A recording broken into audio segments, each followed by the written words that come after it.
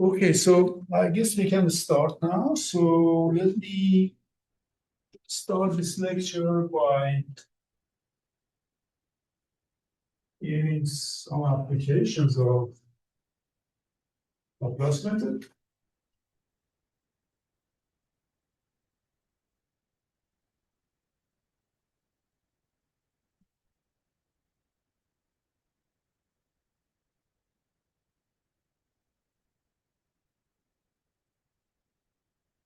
Okay, so the first one is that if this exponential integral is actually convergent, then the perturbative expansion is an asymptotic expansion, right? So if integral over Rd exponential of minus 1 over h bar s of x dx is convergent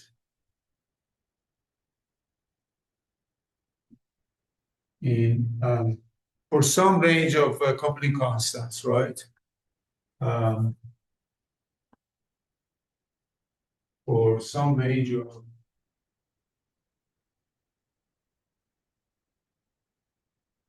coupling constants,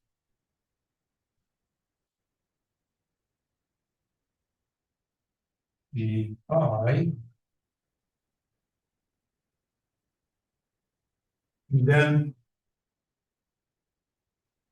the perturbative expansion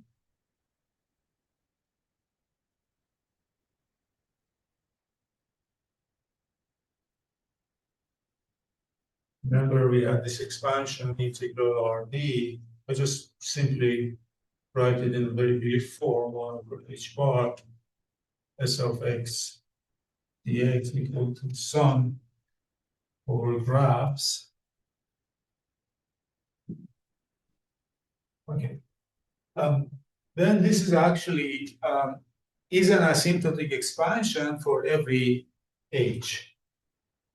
It is an asymptotic expansion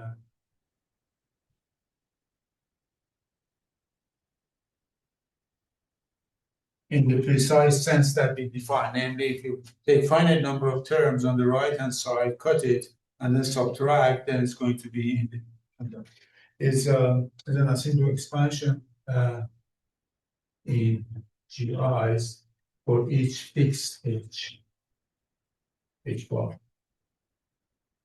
I mean, a simple example, of course, we saw many times of this is look at this over r exponential of minus, I don't know, 1 over, in this case, I just simply write it this plus g x4 dx, right? Just take this. We don't look at it minus, that doesn't matter. We know that this is convergent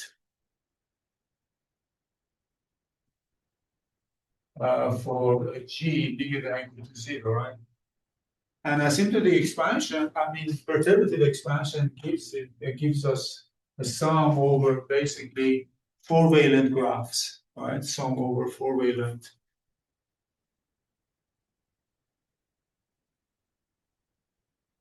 graphs. So we get some sum. I'm not sure how to write now. Just it doesn't matter. So this actually is indeed an asymptotic expansion.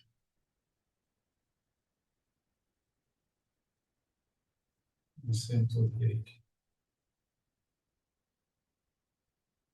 expansion for every g for g. Yeah, so that's the so not all is lost in perturbative expansions in terms of real values of the integral. We can really access the real values by tapping into the meaning of asymptotic expansion. Okay, so then we can discuss the second application, which is Stirling's formula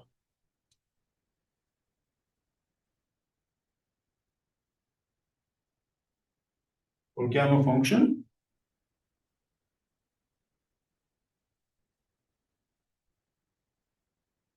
Gamma function. So this gamma of z. So yeah, so the gamma function, gamma of z, is defined as integral from 0 to infinity exponential of minus tz, I believe, t to the power z over, okay, you know, this is exponential of minus t to the power z over t dt. Just make sure that I got it right. Yeah, that's okay, but e to the minus t to the z over t. Okay? This is the original definition. Of course, we have to worry about when the integral is convergent. And it's very easy to see that the integral is convergent if the part of z is positive. So absolutely convergent integral if the part of z is positive. And in fact, you can integrate, you can differentiate under the integral sign. And in fact, this is a holomorphic function in z. Okay, is holomorphic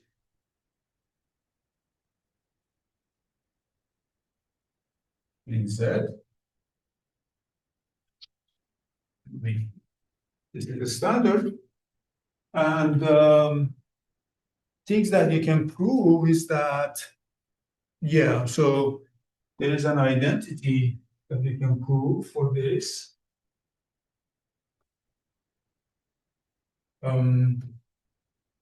You can show that, so this is the first property, so this is A, and B, you can show that gamma of z plus 1 is equal to z gamma of z. Again, this is for real part of z. Positive. And property, next property is that we can actually evaluate these things on integer values, and then you recover n factorial. So gamma of n plus 1 is equal to n factorial for all, actually here for all n bigger than equal to 0. So because this means gamma of 1 is equal to 0 factorial, which we define to be 1. So this is okay for all, even n equal to 0. Okay, so this is the gamma function. This is an extension of factorial function, which was originally defined on integers. But there is this nice extension. And in fact, this function has a pole at z equal to 0, has a simple pole at z equal to 0, and then it goes up fast to infinity. Okay, so this is for real part of z. I mean, here this is real. In fact, it's also very interesting to see that using this b, you can extend this function analytically to the whole complex plane, and then it will become holomorphic everywhere except at negative integers. Okay, B implies that gamma z has an analytic continuation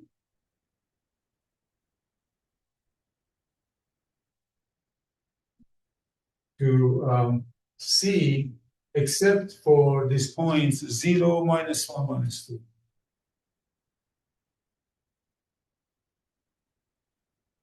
Except at these points.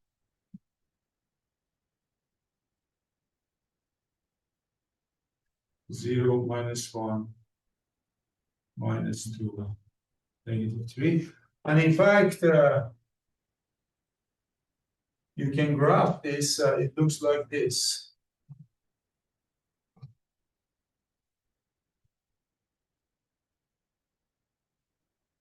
This is the graph of gamma extended for the whole real line, except so, and these are simple poles. At this point, the function has simple pole, and you can easily compute this residue using formula B again. So that's not n factorial or something. So these are simple poles.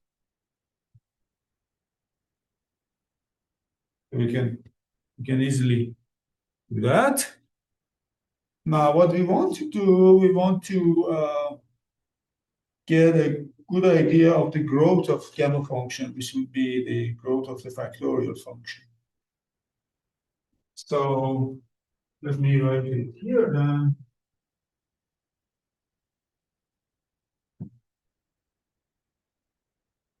The is asymptotics of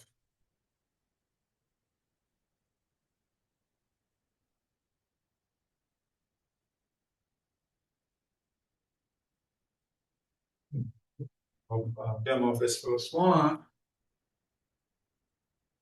or s very large.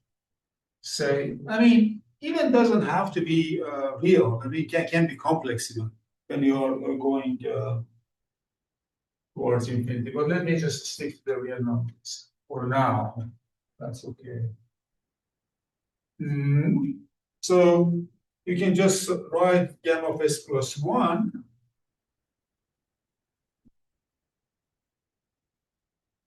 is equal to integral, by definition, 0 to infinity, exponential of negative t plus s log t dt.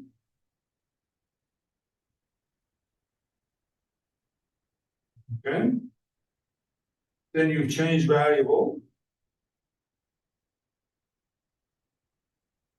You see, the problem is this is not in a good form that we could apply the Laplace method directly, because this is not in front of the thing. It's just multiplied by part of the exponent. We want it to be multiplied by the whole exponent, and then we can apply Laplace method. So that's why we have to do this little trick, change variable t equal to sx. The new variable x. Then you get gamma of s plus 1 over s to the power s plus 1 is equal to integral 0 to infinity exponential of negative s times x minus log x dx, right? Now this is in a good shape, but this function exactly of a kind of function that fits well with this Laplace method. You see, this function looks like this. It has a non-degenerate critical point at actually x equal to 1. Second derivative is non-zero at this point. And then we know what we know that we can apply Laplace method to this, right? Then we get this expression that I don't write all the details. Then we get the expression that gamma of s plus 1 over s to the power s plus 1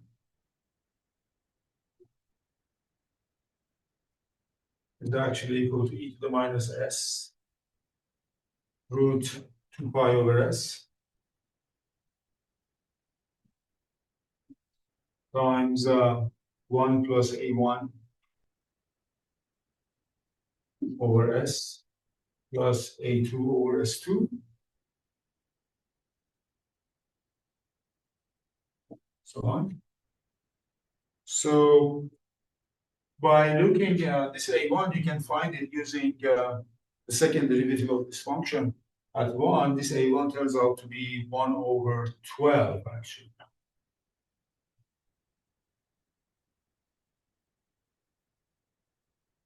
And okay, I give some of these values later on, but for now, the first observation is that we get the formula Okay. So the corollary is Stirling's formula.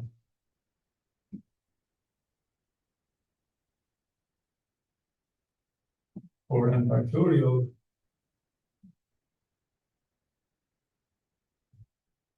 we get, from there we get n factorial. So if you put s equal to n, here we get, if you put s equal to n, you get n factorial here, right? S equal to n, then you get the formula that n factorial is asymptotically equal to n over e to the power n root 2 pi n. As n goes to infinity. But what does this mean? This doesn't mean the difference is going to zero. This means that the ratio of this left by right goes to 1. It's a totally different matter. Right? So i.e. n factorial over this guy n over e to the power n root 2 pi n goes to 1 as n goes to infinity. You see, this is an unambiguous statement. This is a limit. This is a classic limit statement. It means that the difference between this fraction and 1 is going to 0. Okay. Now, why that's the case? Because of this. Because the fact that this is an asymptotic expansion means that the difference between this and this term is in the order of the next term, which is 1 over s. And 1 over s goes to 0. But this is much better than that statement, actually. This is much more powerful because it tells you that how fast this is going to 0, the difference, in the order of 1 over s. And you can even go to the next level. You just say that, similarly, you can just say that n factorial over n over e to the power n root 2 pi n.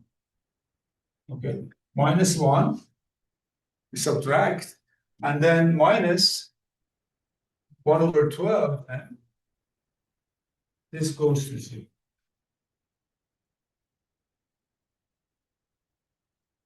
What goes to 0 in the order of 1 over n squared, and so on. Okay.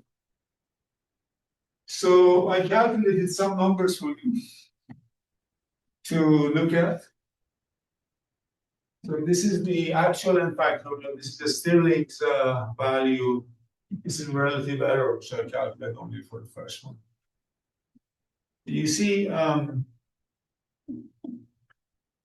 they don't coincide. They don't. The difference doesn't go to 0, but the ratio. Well, it doesn't show here, but the ratio actually, if you calculate relative errors, this relative errors approaches 0. Okay, that's what the statement of the theorem means. I mean, so this is already immediately very large number. For 11, we are in the order of 39 million, and here also is 39. So the difference is 300,000. So the difference actually grows as you go to infinity, but that doesn't matter. The quotient, the fraction goes to 1. So, and that's what you want, yeah. Okay, so that's the question. Yeah. Is that the same for all asymptotic series where the absolute error may diverge, but the relative error will go 0? Absolutely. Yeah. Cool. It's always like that. So it's in sharp distinction with the usual convergence, which is actually the difference is going to 0. Like when you do the Taylor sum of a function, if it is Taylor summable, if the Taylor series is convergent, it means that you're adding more and more term and the difference goes to 0. Right? Here, though, yeah, actually, this is a good point here. So there is a question now, is that, okay, so you're telling me this goes to 0, but where should I cut in order to get the best approximation? So here, we just cut in the first term. So, but what if I just cut here? Then do I get a better approximation? Indeed, for any n this is a bit more advanced, but you can show that actually you have to take, if you take the first n terms, then this is the best cutting point. I mean, this still goes to zero, but the more precise answer than those would be for n, you go up to nth term, you add. I mean, for all, for example, s bigger than n, if you take n terms, then you get so the difference it gets smaller and smaller, and then goes to infinity. The difference goes to infinity. So let me write maybe the series that. Yeah. So the next term, did I say what the next term is? The next term is actually what is it? Do I have it? This can be calculated A2. I mean, it is all of them are calculated, but let me just see. Oh yeah, this is a fun series now. Okay, so yeah. So let me write it down.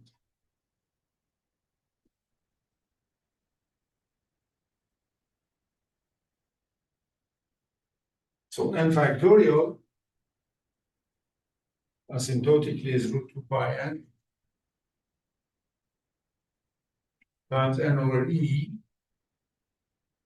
to the power n times 1 plus 1 over 12n plus 1 over 288n squared plus minus actually 1 over 51,840 in cubed. I don't know the rest. These are the numbers. So these numbers you can definitely calculate by hand, these 3-4 numbers. If you expand the function in the exponential function, you write the Taylor series of that. If you write this Taylor expansion around x equal to 1, and you take maybe 3-4 terms of the Taylor series, bring them down, and neglect the rest, you get this. But what is surprising, and that's not very easy to prove, is that actually there is a closed formula for these terms in terms of Bernoulli numbers. So that's not what we want to do. So, okay. Oh yeah, another thing is that so not obvious.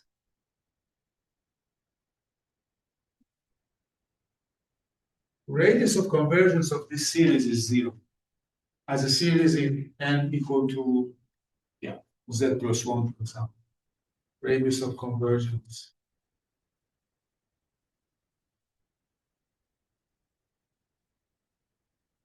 So in other words, the series is definitely divergent. It's divergent.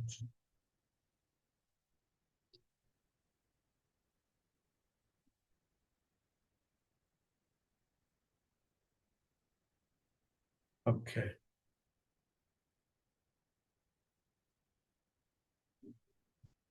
Okay. No, it's not. So now, one question that arises is to what extent the asymptotic expansion actually uniquely defines the function that it comes from. So here is an observation. Asymptotic expansion does not determine the function. In other words, asymptotic expansion is not unique. Asymptotic expansion.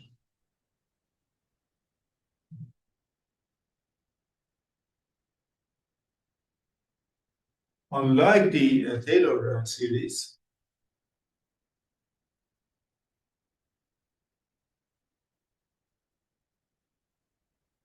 is not unique.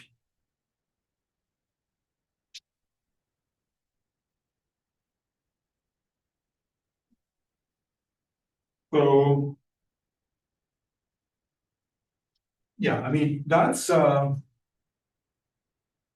not difficult to show because I can just f of x So if you have asymptotic expansion of this in some, say as x goes to infinity, something like a n x n, if you have such asymptotic expansion as x goes to infinity, well, I mean, it should be as x goes to zero, actually. So x goes to zero, yeah. If x goes to infinity, I should have written it in terms of 1 over x, not x at infinity. So as x goes to zero, if you have such an asymptotic expansion, then f of x plus e to the minus 1 over x squared also has the same asymptotic expansion.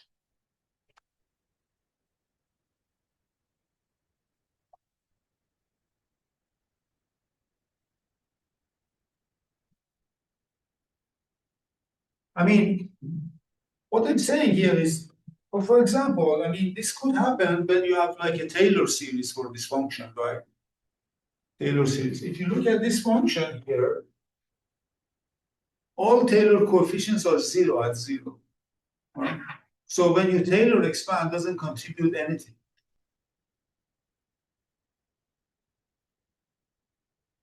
So the Taylor of this guy is actually identical is zero. So this does not contribute anything in terms of Taylor series to the asymptotic expansion. But this is, imagine this is the Taylor series of this function, which is not convergent. Taylor series is not convergent, but we know that the still by Taylor's theorem is an asymptotic expansion. And I just get that term as well. I add it, but then they have the same asymptotic expansion, but because this guy is zero. But now you can see that you can add other terms. For example, you can add e to the minus 1 over x4, e to the minus 1 over x6, and then you can take linear combinations of all those products. So there are infinite number of things you can do. So these are definitely not thing.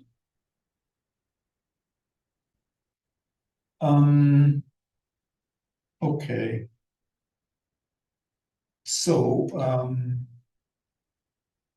what we want now to discuss very briefly next is the idea of Borel summation.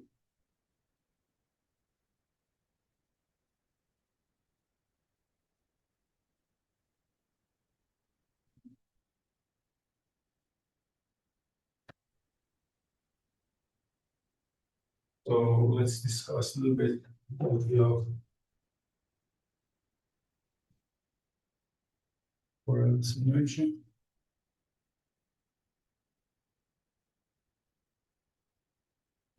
So this is a chapter in the theory of summability or regularization. So basically, this is summability. Mathematicians call it summability theory, classically. Summability theory. But in physics, this is called regularization. This is in physics parlance, regularization.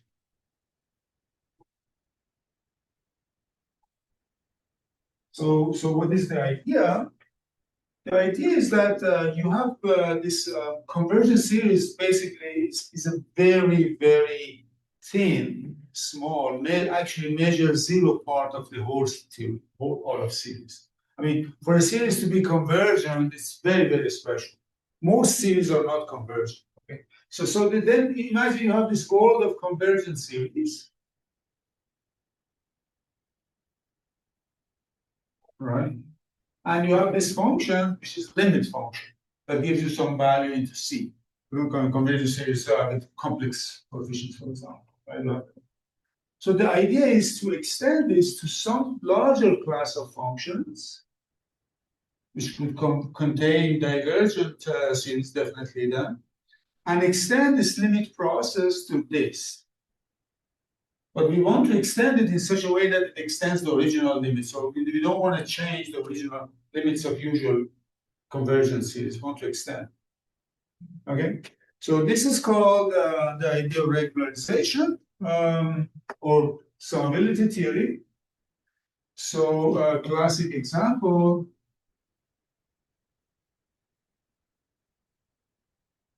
There is a series which was studied first, I believe, by Italian mathematician Grandi.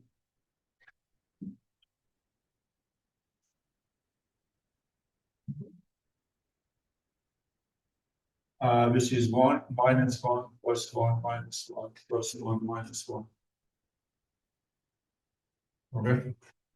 It's a famous series. Of course, it's divergent because partial sums add up to, I don't know, 1 or 0. Alternatively, give you 1 and 0, 1 and 0. Alternates between these two values, so it has no limits, right? Okay. But Grandi, actually, I believe, it was Grandi who said actually the limit should be equal to 1/2. He argued that the limit should be 1/2. And his argument was extremely interesting. His argument was that, look, I mean, I can consider such a geometric series, 1 minus x plus x2, negative x3, right? If you do this, this is equal to 1 over 1 plus x, right? And he said that I'm going to put x equal to 1. Then this gives you this one, right? Of course, this is not a legit argument because this identity is only true for absolute value of x less than 1 because the series is convergent only for absolute value of x less than 1. And certainly, the moment absolute value of x is equal to 1, no matter what absolute value you take, even over, I believe, over the complex plane, this is divergent. So this is not, although, I mean, I have to be careful about this last statement, but this is true only for absolute value of x less than 1. Yeah. But then now here's the method. Okay. So the idea now is this is called Euler. Well, this is actually called Borel summation.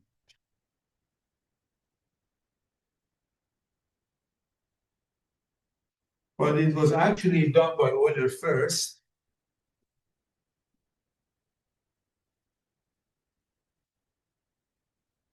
So the idea of this Borel summation is the following. You have a series like A0 plus A1 plus A2 plus A2E, so on, and you want to attach a value to this, right? So the Borel summation is that it says, okay, so let's consider the series, the power series f of x equal to A0 plus A1x, right?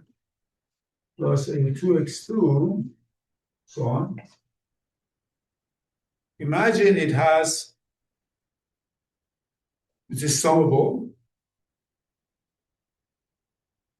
Then let us define A0 plus A1 plus A2.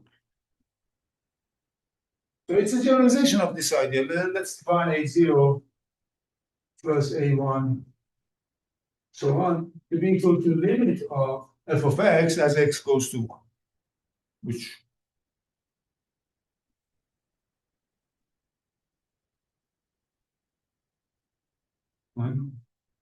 I mean, by this method, you can prove some fun, can do some fun calculations like, okay, I mean, so that's the thing. Now, to show that actually, yeah, so to show that actually this Borel summation is an extension of the usual summation, namely, if your series A0, A1, A2 is actually convergent, you want to show that that limit is equal to this sum. And that's not obvious. That's a theorem which is very tricky. This belongs to analysis 1, but it's tricky to prove. It's called Borel's theorem. Because to prove that he used some ingenious trick, actually. It's called Borel summation, some techniques he introduced. I mean, it's not obvious. I invite you to think about this. Anyhow. Okay, so that's why it's called Borel summation, because it was Borel who showed that this process is actually consistent with the usual summation. If the series happens to be convergent, and that's a condition we want. Okay, so, but then I don't want to spend too much time on this. I just say just as an exercise, I want to show that 1 minus 2 plus 3 minus 4 plus 5 minus 6 is actually equal to 1/4 by this method. So this is an exercise. We will do it. Euler actually did some manipulations. Used the above plus some manipulations. I won't repeat it. This is very standard. It's known everywhere. Manipulation to derive the beautiful formula 1 plus 2 plus 3 is equal to -1/12. I mean, the amazing thing is that this formula is actually useful in physics. That's incredible. Yeah. So there is this effect in quantum field theory. Forgot the name of the guy. He's a Dutch guy. What's his name? Yeah. So yeah, which uses this formula in order to justify what you observe using QFT. Anyhow, so that's so you got this, and okay, but there is something which is much more advanced than this technique, and we need it. This is called Borel summation. So Borel summation.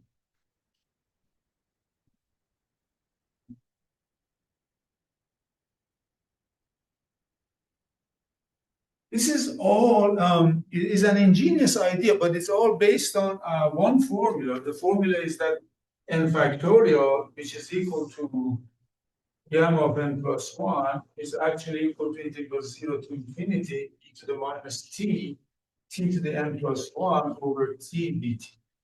Yeah, so Borel used this identity in order to introduce a method which is much more powerful than these other summation methods, and actually that's what also they use in physics. So let me tell you what this Borel technique is. So the Borel idea is the following.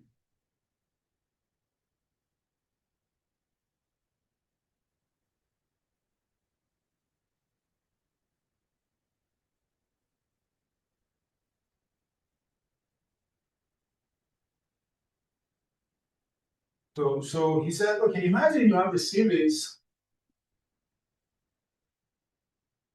like sigma an x n, right? Power series, and from 0 up to infinity, such that these ANs really grow fast, so that this has radius of convergence 0. So we don't have any hope of attaching a value to this. Then you can say this is equal to actually sum AN over n factorial x to the n plus 1. Oh, sorry, x to the n times n factorial, right? It's like we're doing nothing. Everything is very formal. And we just write this equal to sigma, and from 0 to infinity, an over n factorial. Now, this n factorial, I replace by the value from there, which is integral 0 to infinity, exponential of minus t to the n plus 1 over t over t. Right? And then you do an illegal move again. You switch summation and integration. That's the source of all fun, actually. So this is then, I just write it like this. This is equal to integral from 0 to infinity And then you just say here, this is sum an over n factorial xn tn, n from 0 to infinity, e to the negative t dt.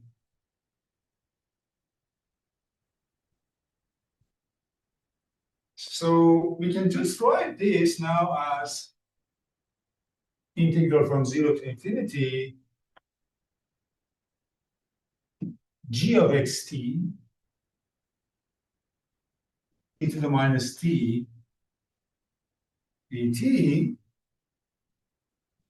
So let's call this function h of x, where g of x is this function,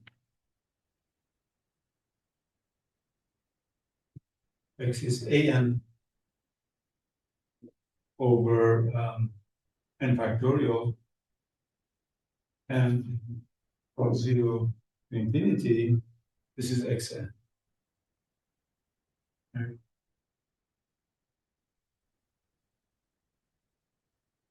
Okay. So now, so we do get a good function h of x provided. So now notice that we get a good function, a good, I mean, well-defined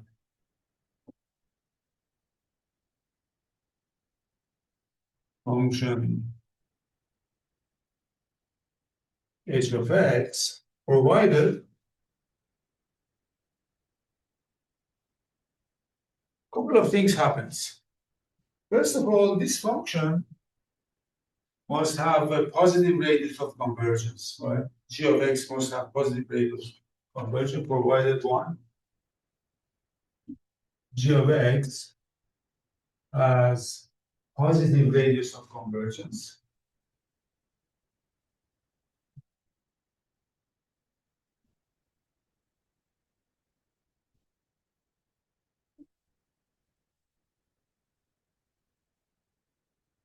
So, I mean, to guarantee that, it's enough to say that an actually is less than equal to, it's not growing faster than n factorial and then some exponential thing. So this is n factorial r to the n for some r positive.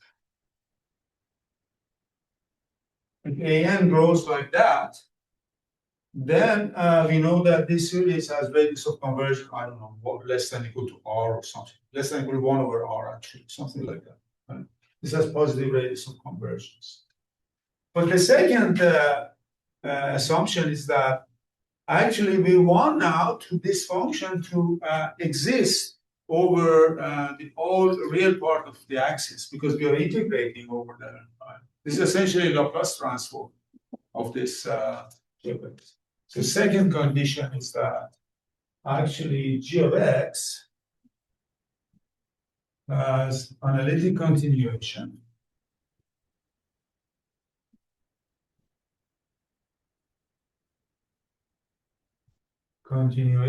to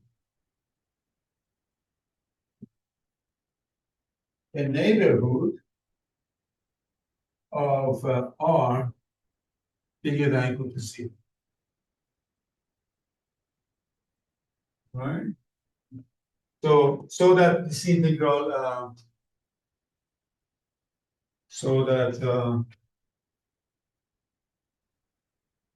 star is a convergent integral.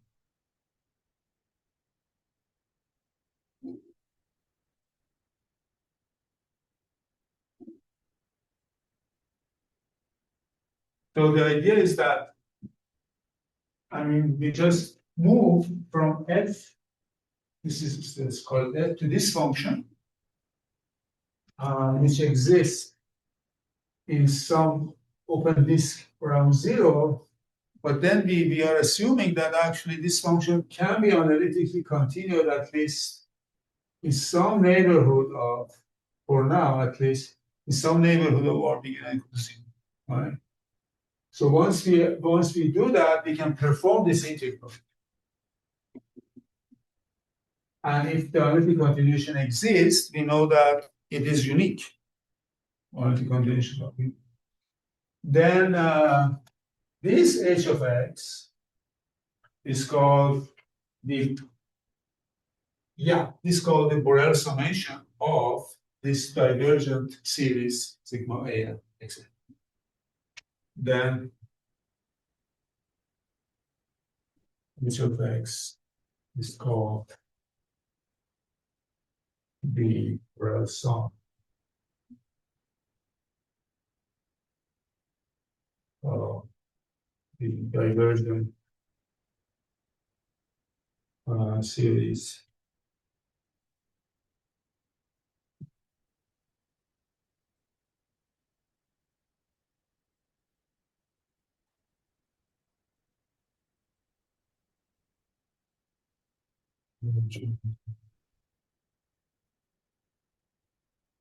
series. So I don't know. I mean, let's call this f of x maybe.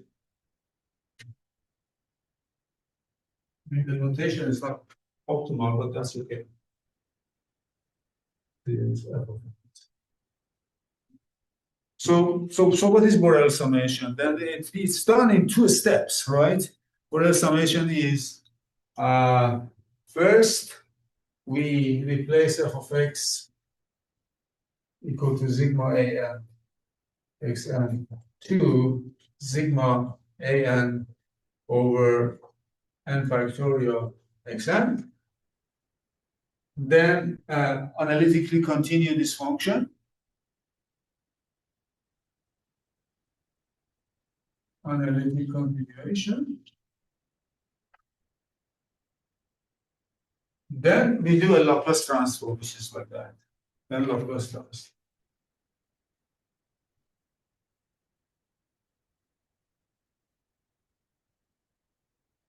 Okay.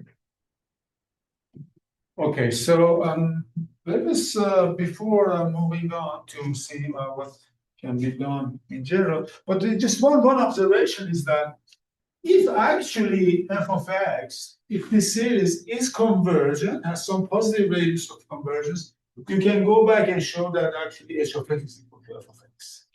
That's easy. So this is an exercise, not difficult. It just depends on, just uses the n factorial formula.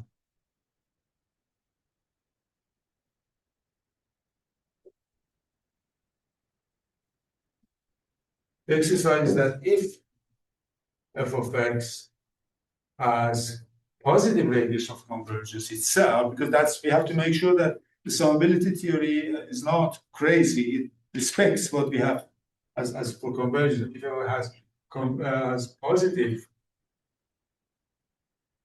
radius of convergence, then actually f of x is equal to h of x in that domain of convergence of f. That's not difficult, i.e., in fact, what we can show is that the nth derivative of these guys, because the analytic is enough to show that the nth derivatives are the same. And nth derivative of this function you can easily calculate.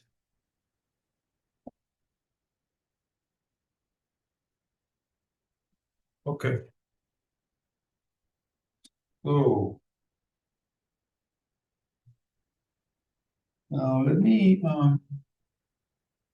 give you one very famous example. It's a very important example, actually. So this example, okay, so the idea is that Euler thought that actually any series has a sum. We should just find the sum. Anything is, we have to have a right notion of convergence, but then any series is convergent according to Euler, which is very deep philosophy. Okay, but Euler then gave us a formula which is how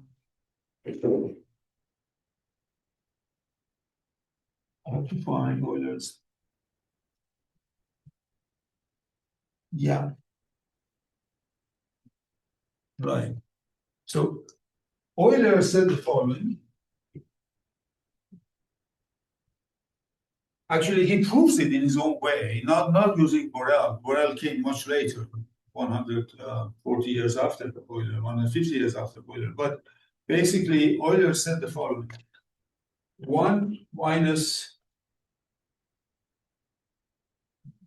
yeah, 1 factorial plus 2 factorial minus 3 factorial plus 4 factorial minus 5 factorial plus so on and so forth. This is equal to actually 0.5963473632 319. I believe he calculated all of this. Right. So, I mean, this expression, I mean, is supposed to make us, turn us into a state of awe, right? Because, I mean, this series we tell, okay, all the students, this is divergent, but no, this is this one. Okay, so let's see how this can be done. So proof. Okay, I mean, proof via Borel summation.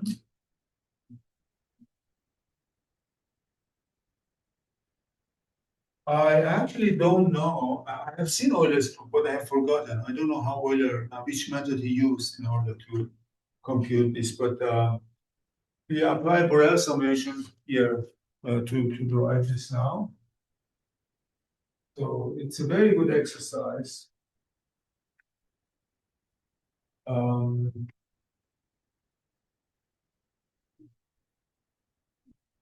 So you've got this thing which is sum minus 1 to the n factorial xn and bigger than or equal to 0. Just look at this function. So we do this Borel transform, turn it into sum minus 1 to the n xn and bigger than or equal to 0, which of course is equal to 1 over 1 plus x, right? Then we do a Laplace transform.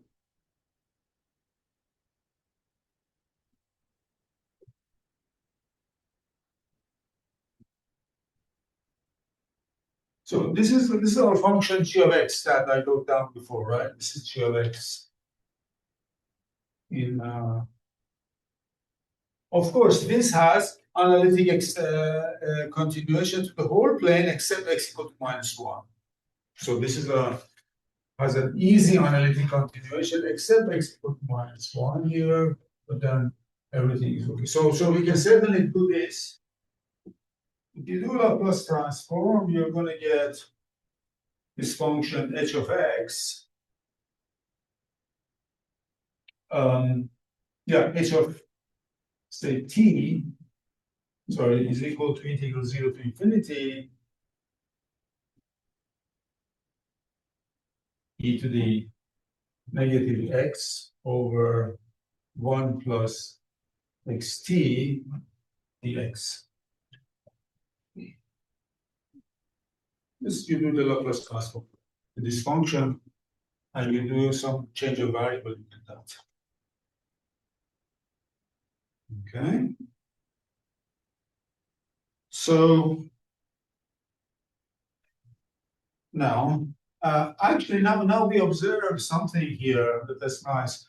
This is actually convergent for real part of t bigger than 0.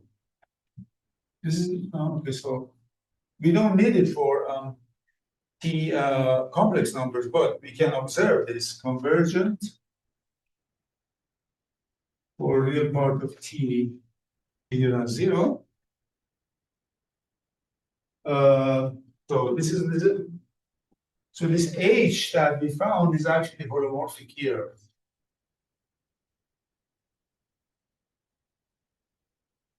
Because we got a holomorphic function over there, right? And what we want notice this is f of x, right? So what we want f of 1, which we computed from here, h of 1. I mean, so this is equal to integral 0 to infinity e negative x over 1 plus t dt. Oh, 1 plus, yeah, so t is 1, sorry, 1 plus x, yes, dx. Right? So, yeah, then we have to compute this integral. This integral is rapidly convergent at infinity, and you can approximate it.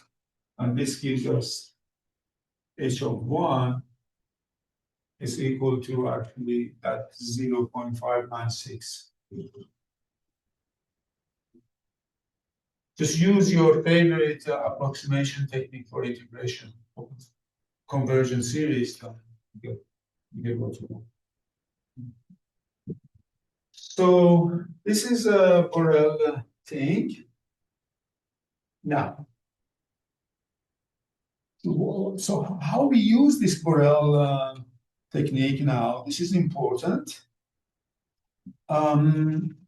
So now let me actually give an example,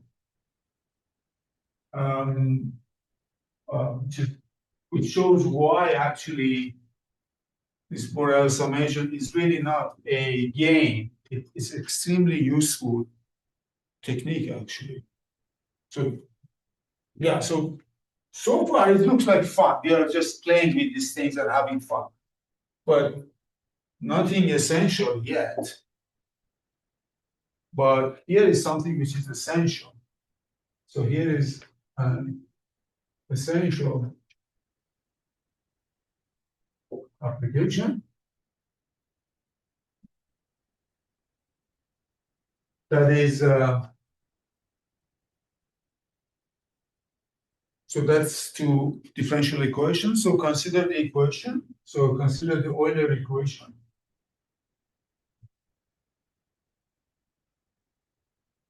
Which is x squared y prime plus y minus x is equal to 0. So this is a first order inhomogeneous linear ODE, right? So this could be, I mean, it is inhomogeneous because there's this constant, this is this function x on the right hand side, which is not y. So this is inhomogeneous. Pay attention to this. Okay. So we want to find a solution around x equal to 0. So usual technique is we write a power series and then sub in and then try to evaluate term by term, usual power series method. So power series method. So we just say let f of x be equal to sum an x to the n plus 1 and equal to 0 up to infinity. And the reason I start with xn plus 1, I start with x, not 0. There's no constant term here. Because if you put x equal to 0 here, you're going to get y of 0 equal to 0. From the equation, you're forced to take this. If you don't do that, you get into nonsense. So this is here. And f of 0, so this is of 0 equal to 0. So we start the solution with a0 equal to 1.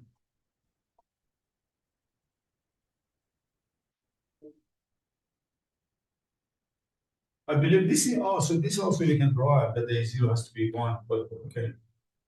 And then you solve it, you get this recursion. An is equal to negative n, an minus one. This is the recursion.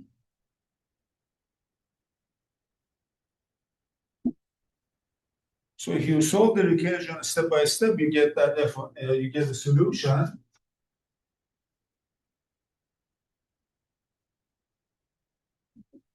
F hat of x is equal to sum n from 0 to infinity minus 1 to the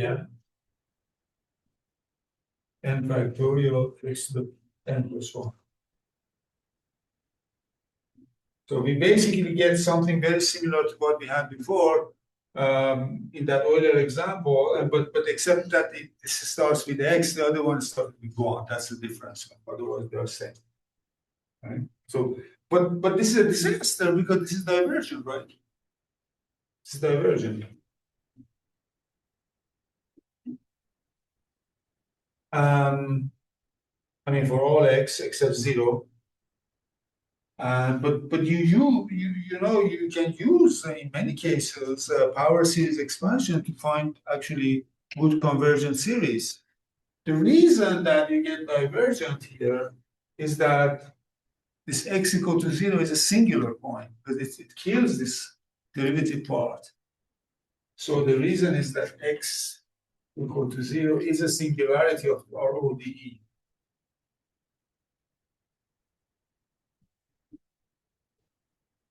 Of the ODE. So this is a source of divergence. Okay. But now the question is, can we get actually a solution by this method?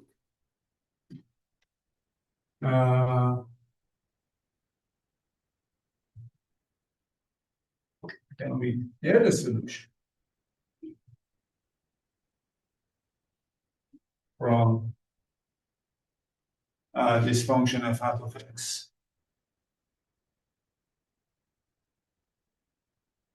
The answer is yes, if we do the Borel sum. Okay, so this is really crucial. I mean, yes, Borel sum. Okay, so if you do the Borel sum, in this case,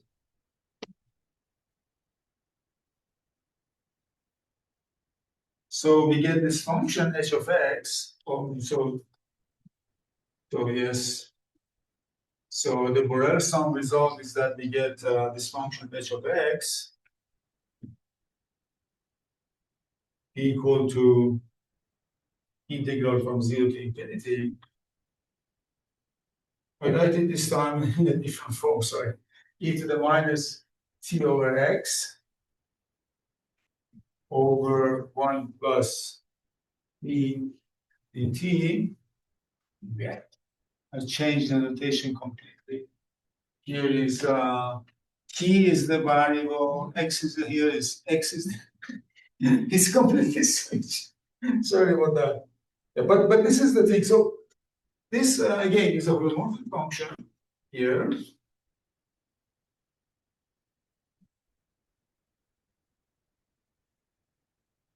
Now claim is that this is actually a solution of the function near 0. Not at 0, it cannot be defined at 0, but it is, so here's the claim, is that this h of x is a solution of Euler equation on real part of x part.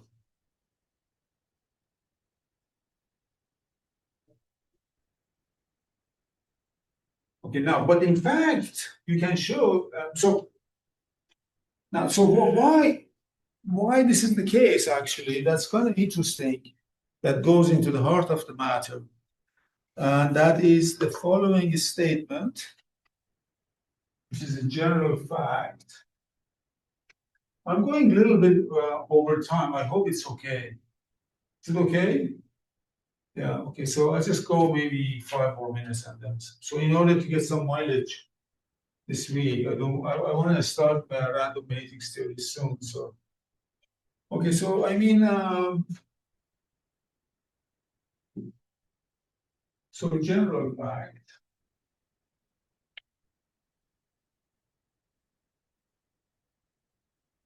is that if y equal to f hat of x is okay, so I just write it something like this: some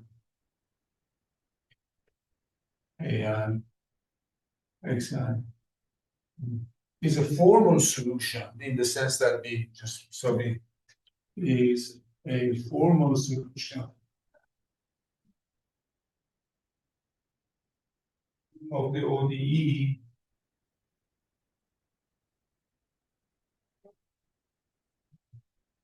which is we just write it as the form P of x, y, y prime, yn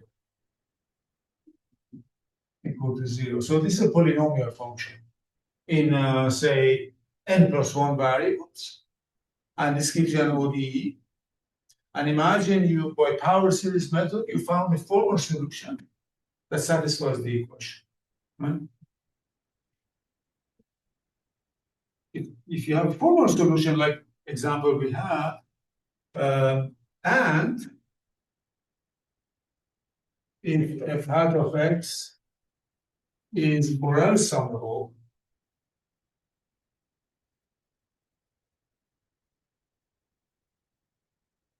namely it satisfies those two conditions that I wrote down, then it's Borel sum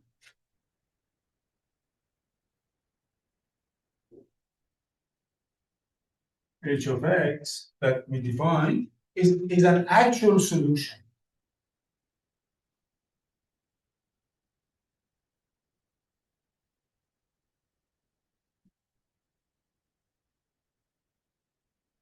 of stuff. This is the equation stuff.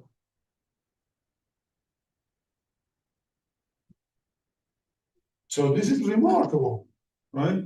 Because you start with you construct a formal solution, which you can do it by computers or whatever. It's just recursion. You solve a recursion step by step, and then you do Borel sum, and then you're sure that you have a actual solution in the domain that. I mean, proof is really based on some properties of. So proof of this thing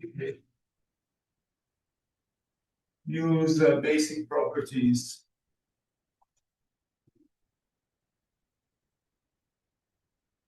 of Borel summation.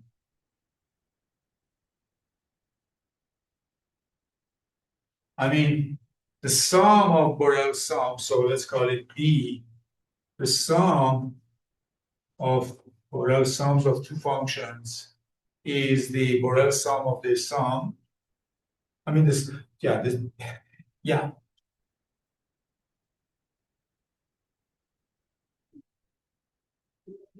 But one crucial property is that if you take derivative of this, Borel sum is like you do Borel sum and then take derivative. So also it commutes with the operation of differentiation. So that's one property.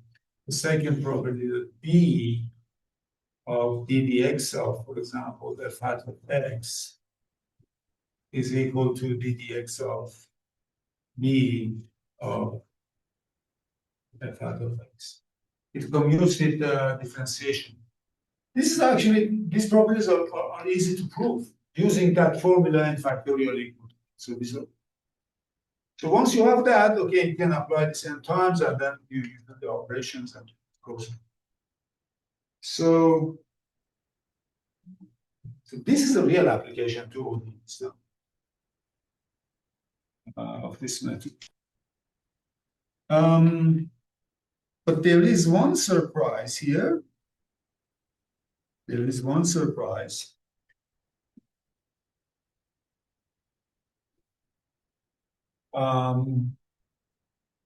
There is another solution of this equation around zero that you cannot get by power series expansion like this.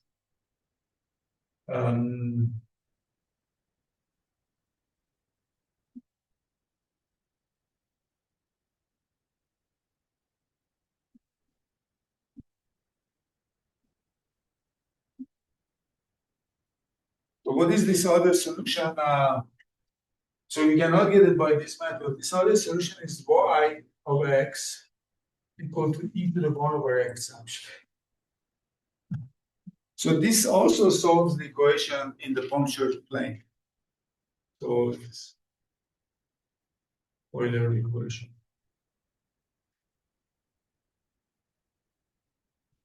And C taken by 0. We're just going over the complex plane now. So the question then is how to get this. So then the question is, how can we get this from the oh, I made a mistake. I'm sorry. I should say there is another solution. So I should say y of x. Sorry. Yeah, this is the difference between homogeneous and inhomogeneous. See, this is inhomogeneous. So this is equal to f hat of x plus this one. Yeah, because this by itself is not a solution. You see, this is a solution of the homogeneous part of the equation because as usual, you add this and then you get. So you have actually one parameters family of solutions. We can put here some alpha here. These are all solutions. So the question is how to get this. Is that a general solution of the? Yeah, general solution, right. So question is, so I just use that term in the, thank you. How to get this general solution from Borel summation.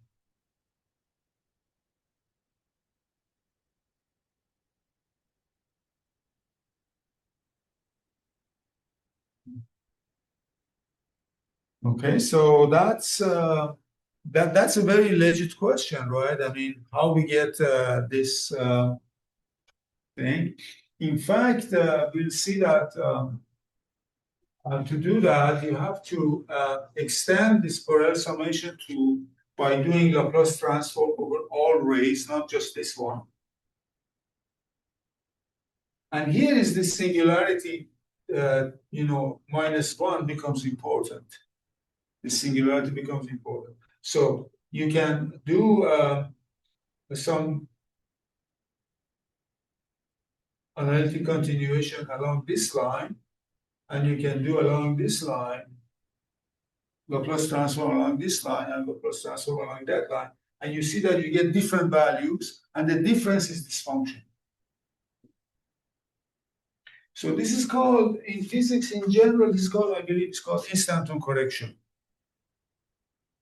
So this is it's very simple example in this case, really, is the kind of, you can think of it as instanton correction. So maybe I will get to that for the next lecture, yeah. That Stokes phenomenon? Yeah, then Stokes also comes into the game because you can do this continuation along different lines. Exactly. And you see that actually they don't match. They get different, you get different asymptotic expansions, and how it changes, then it's related to Stokes. Yeah, I mean, for example, by this method, one of the things we can get is that indeed there is a solution of this ODE, not this one, which is everybody in the punctured disk. There is a solution over this line, this cut plane. If you cut this line, there's a solution of that. But that's not obvious by what I did. We have to do the. Any questions? I think you're. Oh, there are 3 questions. The series -1 over 12, Brett says, is used in the, oh, Casimir. Yeah, thank you. I think that's who you meant, yeah. Exactly. Yeah, yeah. Yeah, I was thinking of the Lie algebra connection, Casimir elements stuff, but I forgot that as well. So Okay. yeah, and you're quite right. Yeah, conformal anomaly vanishing. Wow, that's amazing. Yeah, indeed. Online in the discussion section. Okay, so I don't get your discussion section. Okay. Oh yeah, you uploaded your thing, your files. Okay, great. Oh, yeah. Thanks Yeah. very much. Okay, I will announce it actually today. Okay, excellent. Thank you so much. Looks like there are no questions. Then have a great day. I see you on Wednesday then. Thank you.